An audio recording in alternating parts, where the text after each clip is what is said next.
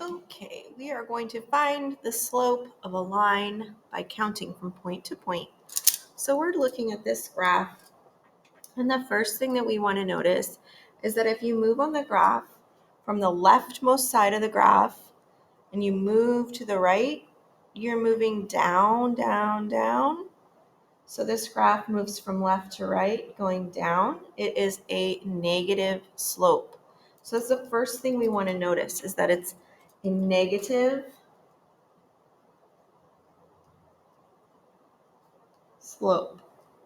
That means it's going to have a negative number as its slope. Remember, slope is the measure of the steepness of the graph or the rate of change.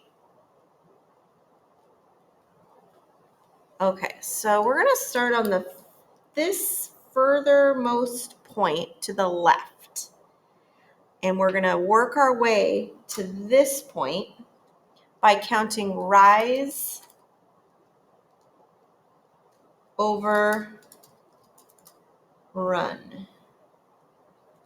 So rise over run means that we count up or down first, and then we move to the right or left, depending on where the point's at.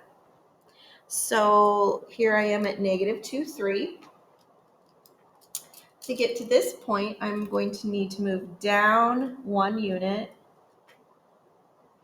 So down 1 unit means negative 1, down 1. And I'm going to be moving right 1, 2, 3, 4, 5. I moved a positive 5 units to the right.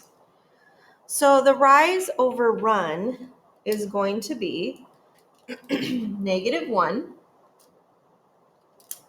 over a positive 5. And instead of the plus, I can just write 5.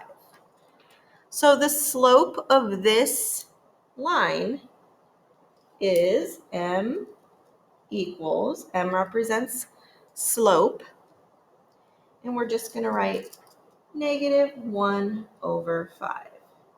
Notice it doesn't matter if the negative is with the 1 or the 5 or in the middle. So when we write it like this, you can put it right in the middle.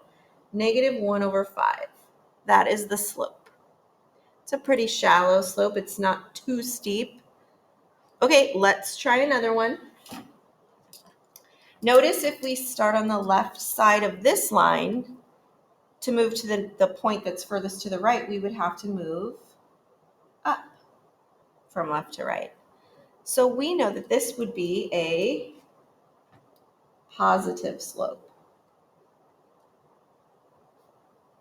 So we're going to have a positive number. So let's count our rise and then our run. We are going to have to move up 1, 2 units so that we're on that same level as this point. So that was a plus 2 for our rise.